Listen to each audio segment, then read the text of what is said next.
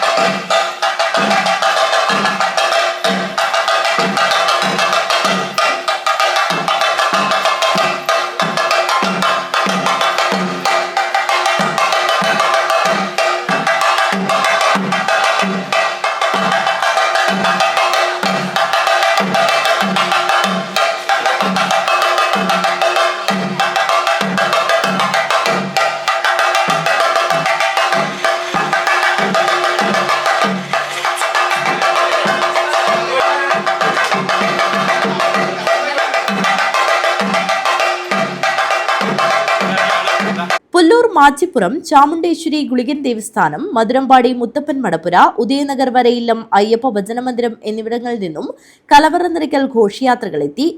വാദ്യമേളങ്ങളുടെയും മുത്തുകുടകളുടെയും അകമ്പടിയോടെ എത്തിയ കലവറനിരയ്ക്കൽ ഘോഷയാത്രയിൽ നിരവധി ആളുകൾ പങ്കെടുത്തു. കളിയാട്ടത്തിന്റെ ഭാഗമായി 21 വൈകിട്ട് 6 മണിക്ക് കാഴ്ച സമർപ്പണ ഘോഷയാത്ര വേലാശ്വരം വ്യാസേശ്വരം ശിവക്ഷേത്രത്തിൽ നിന്നും പുറപ്പെടും. തുടർന്ന് അന്നപ്രസാദ വിതരണം നടക്കും.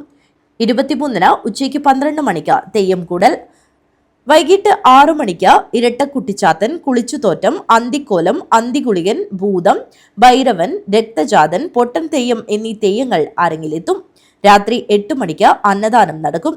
24 രാവിലെ 8 മണി മുതൽ പന്നിക്കുളത്ത് ചാമുണ്ടി, ഗുളികൻ, കണ്ണാങ്കോട്ട് ചാമുണ്ടി, ആരണ്യത്ത് ഭഗവതി, വിഷ്ണുമൂർത്തി, ഗുളികൻ തെയ്യങ്ങൾ അരങ്ങിലെത്തും. ഉച്ചയ്ക്ക് അന്നപ്രസാദ വിതരണം നടക്കും.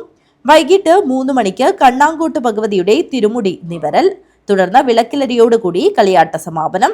News bureau, Kanhangad.